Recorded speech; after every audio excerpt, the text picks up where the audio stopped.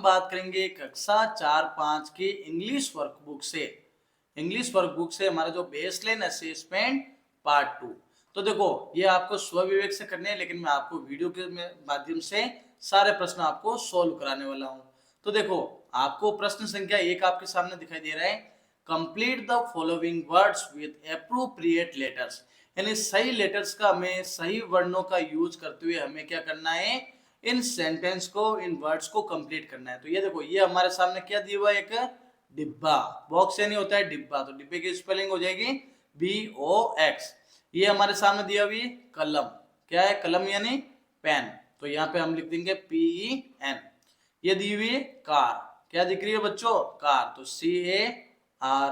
और ये दिख रहा है RAT, रेट, रेट यानी चूहा। बहुत ही मजेदार तरीके से आपको अध्ययन करवाया जाएगा, तो आप सभी चैनल को सब्सक्राइब करें और कमेंट में जरूर लिखें कि आपको वीडियो कैसा लगा। क्वेश्चन नंबर 2 है match the same sounding words, यानी जो समान ध्वनि वाले शब्द है उनको हमें क्या करना है, मिलान करना है। तो देख सकते हैं आप यहाँ पे दिया हुआ POT, इसको बोलेंगे पॉट, और यहाँ पे HOT, इसको बोलेंगे हॉट। तो पॉट को हम किससे मिलान करेंगे, हॉट से। टॉय को बॉय से मिलान करेंगे, फिर कैट को मैट से मिलान करेंगे, और से को वे से मिलान करेंगे। अब आएगा हमारा क्वेश्चन नंबर 3। अब देखो क्वेश्चन नंबर 3 में क्या दिया हुआ है बच्चों, right the words for the following actions. आपके सामने कुछ एक्शंस कार्य हो रहे हैं, तो उनके वर्ड्स लिखने हैं। तो देखो ये बच्चा क्या कर रहा है, खाना खा रहा है। क्या खा रहा है, खाना खा रहा है, तो यहाँ हम लिख देंगे ईटिंग। क्या लिखेंगे, ईटिंग, यानी ईट का मतलब होता है खाना, यहाँ पे ING फॉर्म लिखेंगे क्योंकि ये खाना खा रहा है। फिर बच्चा दूसरे हमारे चित्र में क्या कर रहा है, बच्चा सो रहा है, तो हम यहाँ लिखेंगे स्लीपिंग, तो यहाँ पे हम अच्छे से लिख देंगे स्लीपिंग। अगले में देखो चित्र में बच्चे क्या कर रहे हैं, झगड़ रहे हैं, झगड़ने को बोलते हैं फाइटिंग, तो हम यहाँ लिखेंगे फाइटिंग। फाइटिंग यानी झगड़ना, लड़ाई करना। और अगले चित्र में क्या हो रहा है, ये गाड़ी चलाई जा रही है, तो गाड़ी चलाने को बोलते हैं ड्राइविंग। क्या बोलते हैं बच्चों, ड्राइविंग। तो इस प्रकार से हम इनको सॉल्व करेंगे। अब देखो अगला क्वेश्चन है हमारा क्वेश्चन नंबर 4। इस पर हमें A, N और द इन आर्टिकल्स का हमें यूज करना है। अब देखो बच्चों आर्टिकल्स में हमारे सामने नियम थे कि ए का यूज कब होता है, जब किसी शब्द के या जो शब्द होता है ना उसके पहले वर्ण की ध्वनि क्या आती है, क से ग की आती है हिंदी वर्णमाला के अनुसार। फिर AN के लिए क्या आता है, AN के लिए अ से अह की ध्वनि आती है। और द क्या प्रयोग होता है, द का प्रयोग होता है किसी विशेष शब्द के लिए, जो दुनिया में एक हो या विशेष हो उसके लिए द आता है। जैसे एप्पल, एप्पल को हम यहाँ लिखते हैं एप्पल। एप्पल का पहला वर्ण क्या है, ए, तो यहाँ पर क्या आ जाएगा, यहाँ पे AN आ जाएगा।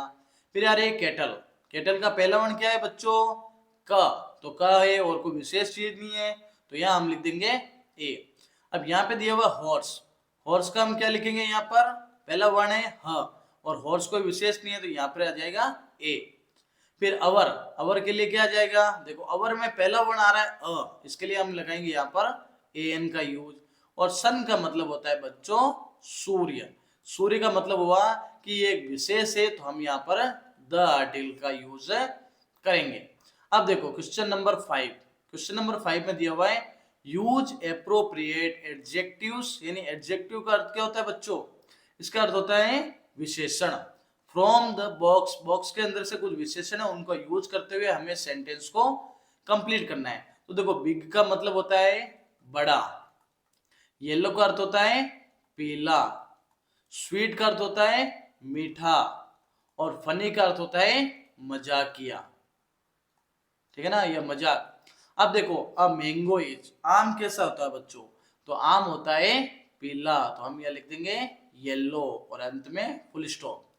फिर एलिफेंट इज ए, हाथी, एलिफेंट का मतलब होता है बच्चों हाथी, हाथी कैसा होता है, एक बड़ा जानवर होता है, तो यहाँ पर हम लिख देंगे बिग, BIG।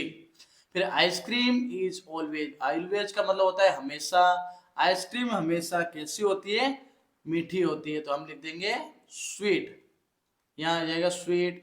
और दिस स्टोरी, यह कहानी कैसी है, तो मजाकिया, तो हम लिख देंगे यहाँ पे फनी। और इस प्रकार से ये क्वेश्चन सोल्व करना है।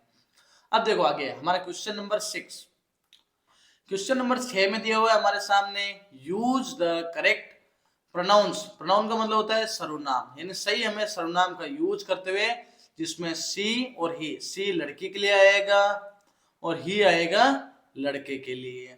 तो इन प्रोनाउन का यूज करना है। जैसे यहाँ पे एक महिला डॉक्टर है, तो महिला डॉक्टर के लिए हम क्या लगा देंगे, यहाँ पे सी। किसका यूज करेंगे, सी का यूज करेंगे। और यहाँ पे एक टीचर है जो पुरुष है, तो इनके लिए हम कौन सा प्रोनाउन लगाएंगे, ही प्रोनाउन का यूज करके क्वेश्चन सॉल्व करेंगे। अब देखो अगला अगला हमारा क्वेश्चन है क्वेश्चन नंबर 7, जिसमें दिया हुआ है right the name of 4 domestic animals.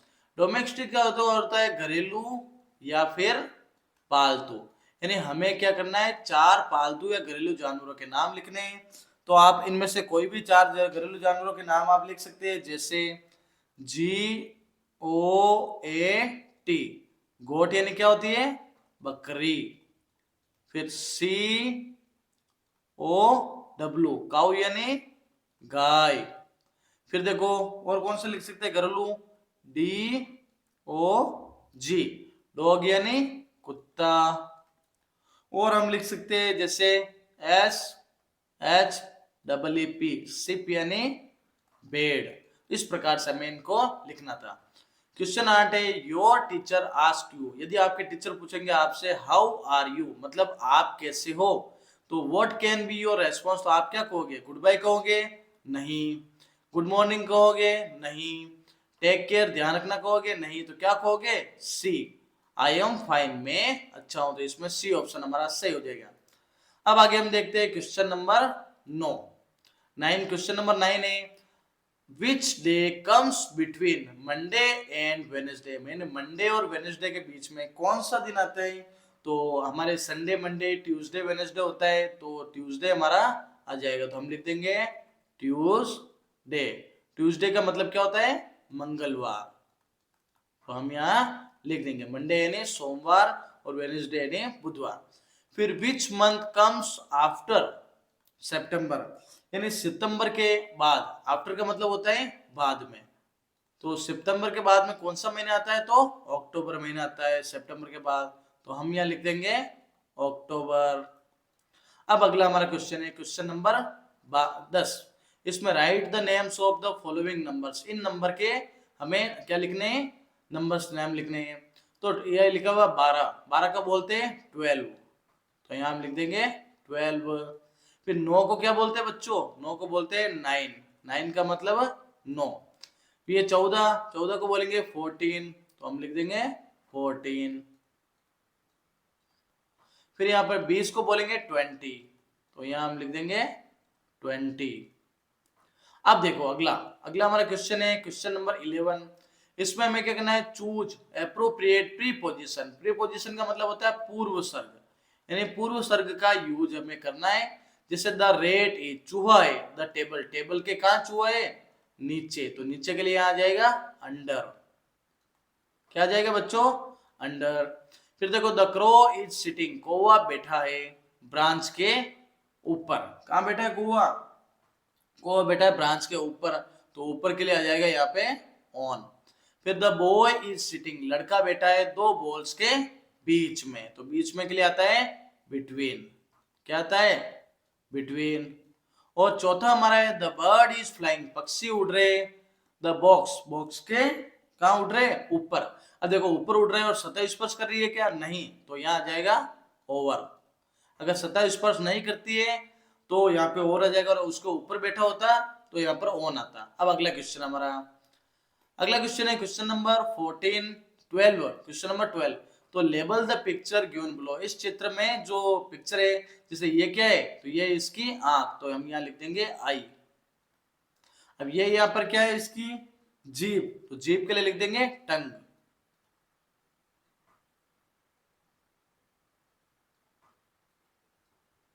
टंग यानी क्या होती है, जीभ। अब ये इसके क्या है, ये इसके पैर, तो पैर को बोलते हैं लेग। लेग यानी पांव। फुट भी कह सकते हैं हम, फुट यानी भी पांव होते हैं। फिर ये यहाँ पे पूंछ है, और पूंछ को इंग्लिश में बोलते हैं टेल। टेल यानी पूंछ। अब देखो क्वेश्चन नंबर 13। क्वेश्चन नंबर 13 हमारे सामने दिया हुआ है right two things that you can do, दो चीजें जो आप करते हो, और two things that you can not, जो आप दो चीजें नहीं करते हो। दो करते हो वो लिखनी है, और दो चीजें नहीं करते हो जो लिखनी है।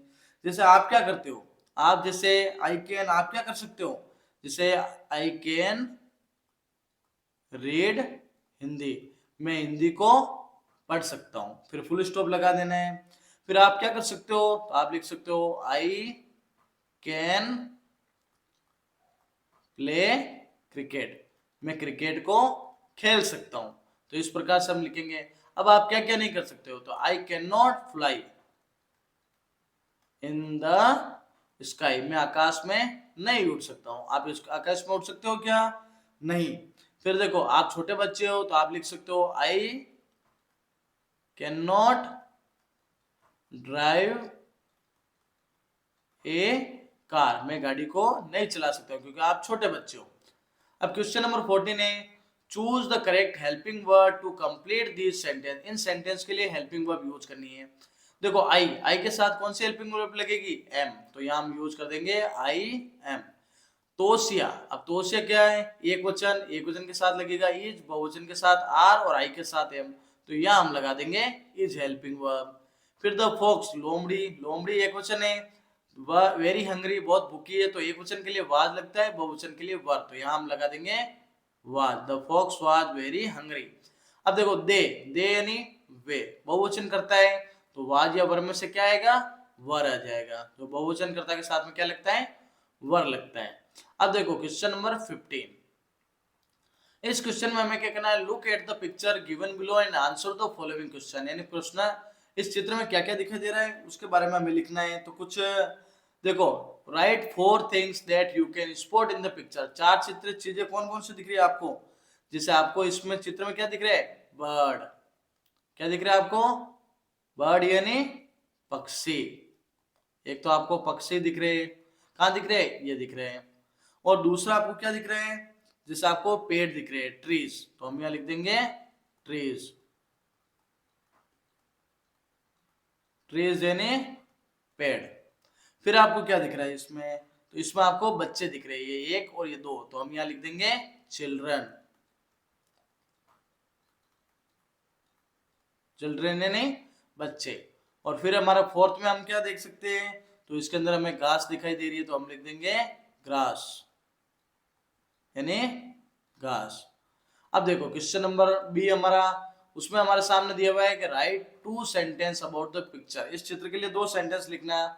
तो देखो यहाँ पे एक बत्तख यहाँ क्या कर रही है, तैर रही है, तो हम लिखेंगे द डक इज स्विमिंग, तो the duck is swimming.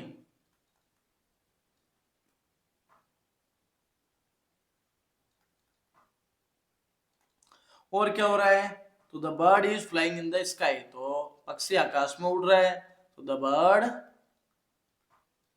Is flying in the sky. अब अगला हमारा फुल स्टॉप लग जाएगा।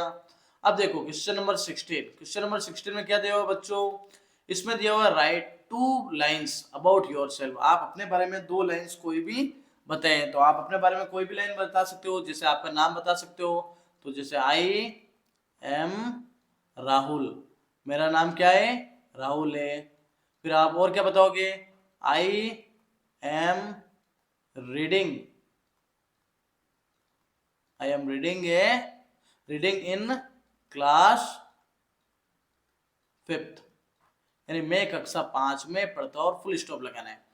अब आगे हमारी जो एक पैसेज दिया उस पैसेज को पढ़ना है और हमें क्वेश्चन को सोल्व करना है। जैसे read the passage given below and answer the following question, इन क्वेश्चन का आंसर करने हैं। जैसे Priya went to the park, Priya park में जाती है, आउटसाइड द होम, अपने घर के बाहर।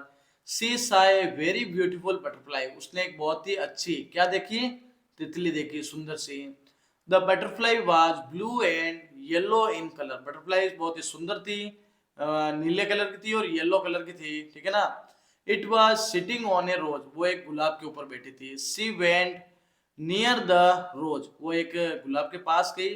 एंड सा देखा, फोर मोर बटरफ्लाईज, उसने देखी चार और तितलियां। वन बटरफ्लाई वाज ब्लैक, एक बटरफ्लाई थी काले कलर की। एंड व्हाइट, जो ब्लैक और व्हाइट थी, she wanted to touch it, वो उसको पकड़ना चाहती थी, कौन, Priya, but it flew away, लेकिन वो वहां से उड़ गई। This made Priya jump a little, ठीक है ना, इसके कारण प्रिया को थोड़ा सा जंप करना पड़ा। द बटरफ्लाई फ्लू अवे, वो वहां से उड़ गई, एंड सेट अंडर ट्री, और एक पेड़ के नीचे बैठ गई। प्रिया रेन आफ्टर इट, प्रिया वहां से दौड़ी, but could not catch it, लेकिन वो उसको पकड़ नहीं पाई। अब हमें इन 4 क्वेश्चन के क्या करने हैं, आंसर करने हैं। तो व्हाट कलर, जैसे मैं आपको दिखा देता हूँ, ये यहाँ पे इस प्रकार से पैसेज है। What colour, what were the colours of the butterflies, butterflies यानी तितलियों का क्या कलर था, तो उन तितलियों का कलर हम लिख सकते हैं, the colour of butterfly are, the colour of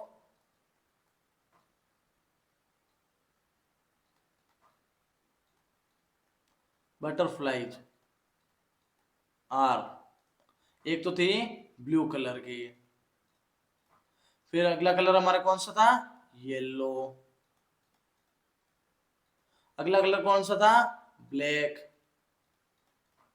and white, इन कलर की थी। फिर question number 18, where did the butterfly fly away and sit, वो बटरफ्लाई वहां से कहां उड़ी और कहां जाके बैठी, तो हम लिख सकते हैं the butterfly fly away from, the butterfly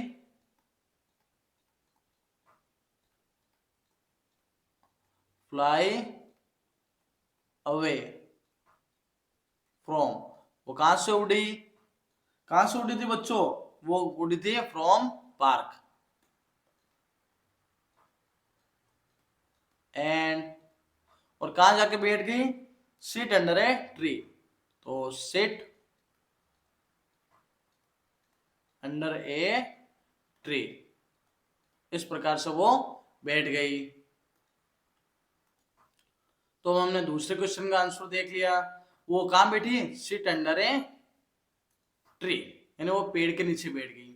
फिर अब अगला क्वेश्चन हमारा क्वेश्चन नंबर 19, क्वेश्चन नंबर 19 में हमें क्या देखना है, What happened when, जब प्रिया tried to touch the butterfly, जब उसने बटरफ्लाई को पकड़ने की कोशिश की, तो when Priya tried to touch the butterfly it flew away, तो वो वहां से उड़ गई, कौन उड़ गई, बटरफ्लाई, यानी वो वहां से उड़ गई।